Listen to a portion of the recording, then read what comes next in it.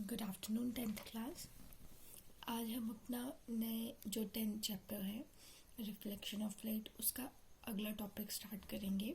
And the next topic is representations of images formed by the spherical mirrors. तो spherical mirrors में हमें पता है कि हम मिरर्स को इमेज फॉर्मेशन के लिए यूज़ करते हैं। तो ये इमेजेस बनती कैसे है, और दोनों concave as well as convex mirrors में ये जो इमेजेस हैं ये अलग तरीके से मतलब कि इनके फॉर्मेशन का तरीका कैसा होता है, किस तरह से रिफ्लेक्शन और रिफ्लेक्शन ऑफ लाइट होती है। ठीक है, जैसे कि मैंने आपको बताया था कि फोकस होता है, सेंटर ऑफ कर्वेचर होता है, ठीक है, या प्रिंसिपल एक्सिस होती है। तो इन सारी चीज़ों का इमेज फॉर्मेशन में काम क्या होता है वो चीज़ें हम पढ़ेंगे। साथ में रूल्स होते हैं कुछ कि किस तरह से इमेज फॉर्मेशन होगी, तो इसके सर्टेन रूल्स होते हैं। इन रूल्स के बारे में पढ़ेंगे और ये दोनों रूल्स होंगे concave as well as convex mirror के लिए। ठीक है, so the first rule here you can see is a ray parallel to the principal axis. After reflection it will pass through principal focus in case of concave mirror and appear to diverge from the principal focus in case of convex mirror. तो यानी कि इसमें बोला है कि अगर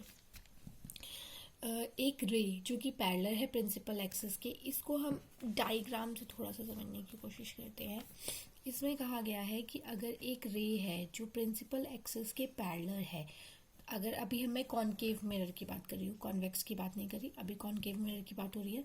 तो बोला एक रे जो पैरेलल है प्रिंसिपल एक्सिस के, ये प्रिंसिपल एक्सिस है आपकी, ठीक है, इसके पैरेलल अगर एक रे जा रही है तो जब वो रिफ्लेक्ट होगी तो वो फोकस से पास होगी। यहाँ पे आपको दिख रहा है कि वो फोकस से पास हो रही है कॉनकेव मिरर में, ये चीज़ बोली गई। ठीक है, दूसरी तरफ कहा गया कॉन्वेक्स मिरर में कि जो सिंस कॉन्वेक्स मिरर इस तरह का होता है, उसका जो बाहर को उभरा हुआ पार्ट होता है वो बाहर की तरफ होता है and that is the reflecting surface उसका। ठीक है, तो सिमिलरली बोला कि अगर एक प्रिंसिपल रे के पैरेलल रे आती है वो रिफ्लेक्ट होगी तो वो जो डाइवर्जेंट रे होगी, डाइवर्ज जो करेगी वो कहाँ से करेगी, प्रिंसिपल फोकस से वो डाइवर्ज करेगी। ठीक है, तो ये था आपका कॉन्वेक्स मिरर का। क्योंकि कॉन्वेक्स मिरर डाइवर्जिंग मिरर होता है तो इसलिए हम हमेशा, क्योंकि ये तो रिफ्लेक्ट बैक करेगी, तो इसकी जो रिफ्लेक्टेड रे होती है उसको हम वर्चुअली खुद ऐड करते हैं। ठीक है, क्योंकि ये क्या बनाती है, इस वजह से ये जो है वो अनरियल इमेजेस बनाती है और ये जो होती है वो रियल इमेजेस बनाती है, क्योंकि ये खुद ही पास हो रही है। बट ये तो पास नहीं हो रही, ये तो रिफ्लेक्ट हो गई, तो हम इसे वर्चुअली खुद ही यहाँ पे ऐड करते हैं और देखते हैं कि ये फोकस पे जाके ही मीट हो रही है। तो इट मीन्स ये रिफ्लेक्ट कहाँ से होगी, डाइवर्ज कहाँ से होगी, प्रिंसिपल फोकस से होगी। Now the second rule of image formation is a ray passing through the principal focus of a concave mirror or a ray which is directed towards the principal focus of a convex mirror after reflection will emerge parallel to the principal axis। यानी कि पहले concave mirror की बात करेंगे। इसमें बोला कि अगर कोई रे जो है वो प्रिंसिपल फोकस से, कॉनकेव मिरर की बात करें, ठीक है, अगर कोई रे जो है वो प्रिंसिपल फोकस से होकर जा रही है तो जब वो रिफ्लेक्ट करेगी तो वो पैरेलल जाएगी प्रिंसिपल एक्सिस के। जो फर्स्ट पॉइंट हमने पढ़ा उसका जस्ट ये ऑपोजिट है। फर्स्ट पॉइंट हमने पढ़ा कि अगर कोई रे है वो पैरेलल जा रही है प्रिंसिपल एक्सिस के पैरेलल जा रही है तो आफ्टर रिफ्लेक्शन वो फोकस से पास करेगी। सो यहाँ पे बोल रहे, यहाँ पे जस्ट उसका उल्टा है कि अगर कोई रे पहले ही प्रिंसिपल फोकस से पास कर रही है और आफ्टर रिफ्लेक्शन फिर वो पैरेलल हो जाएगी प्रिंसिपल एक्सिस के।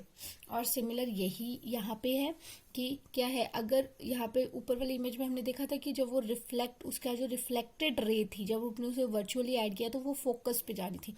वही चीज़ यहाँ पे कि अगर कोई रे वर्चुअली हम उसको फोकस पर अटैच करें, यानी वो डाइवर्ज हो रही है फोकस से in the case of convex mirror, यानी कि वो जो रे है that is parallel to the principal axis. तो ये था आपका सेकेंड रूल कि अगर कोई भी रे ऑफ लाइट है, अगर वो फोकस से पास हो रही है तो after reflection to that mirror वो पैरेलल हो जाएगी प्रिंसिपल एक्सिस के।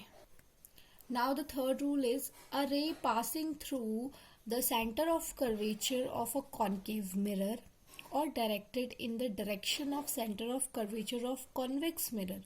After reflection, it reflect back along the same path.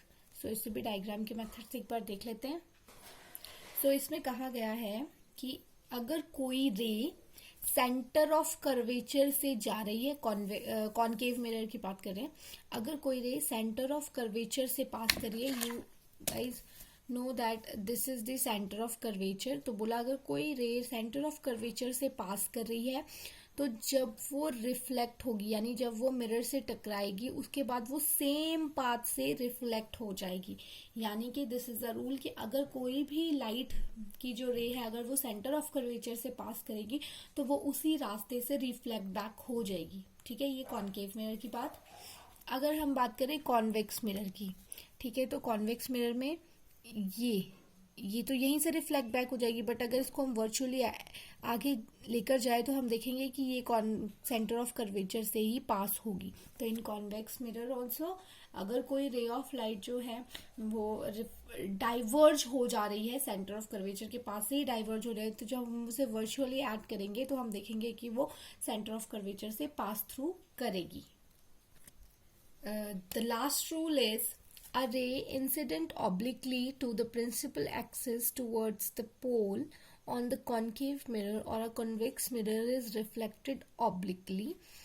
The incident and reflected ray follow the law of reflection at the point of incident, making equal angles with the principal axis. So, जो हमने law of reflection पढ़ा था ये वही है. Simple यही चीज इन्होंने बोली कि अगर कोई रे ऑफ लाइट, कॉनकेव की बात करते हैं पहले, अगर कोई रे ऑफ लाइट आती है वो डायरेक्ट प्रिंसिपल ये पोल के साथ टकराती है, मतलब कि पोल जो सेंटर ऑफ मिरर है उसको हम पोल कहते हैं, तो पोल के साथ टकरा के रिफ्लेक्ट बैक होती है तो प्रिंसिपल एक्सिस क्या एक्ट करेगी, एज अ नॉर्मल एक्ट करेगी, और वहां पे जो एंगल बनेंगे, एंगल ऑफ रिफ्लेक्ट इंसिडेंट और एंगल ऑफ रिफ्लेक्शन वो एक होंगे, मतलब सिमिलर होंगे. हमने लॉ ऑफ रिफ्लेक्शन में पढ़ा था और ये भी पढ़ा था कि ये जो एंगल्स होंगे वो दोनों इक्वल होंगे और रिफ्लेक्शन होगी. ठीक है, सो ये है आपका लॉ ऑफ रिफ्लेक्शन को, यानी कि अगर प्रिंसिपल एक्सिस और पॉइंट पी पर कोई इंसिडेंट रे आके रिफ्लेक्ट बैक होती है तो वो लॉ ऑफ रिफ्लेक्शन जो है वो शो करेगी. ये कॉनकेव मिरर की बात रही. कॉन्वेक्स मिरर की बात तो हम देखें कि सिमिलरली रे अगर यहाँ से आ रही है और वो पोल ऑफ द मिरर से रिफ्लेक्ट बैक हो रही है तो जो एंगल्स बनेंगे वो दोनों क्या होंगे, इक्वल होंगे. So these are your laws of reflections. ये आपका लास्ट था. So these were the certain rules जो आपको ध्यान में रखने होंगे इमेज फॉर्मेशन के टाइम पे. इसके आगे आपको ये रूल्स जो है वो जरूरत पड़ेगी इनकी. सो आप लोगों ने ये अच्छे से लर्न कर ले रहे और इनकी प्रैक्टिस करनी है कि ये कैसे फॉर्म होंगे. So your today's homework is learn and write down the rules of image formation of spherical mirror. Thank you.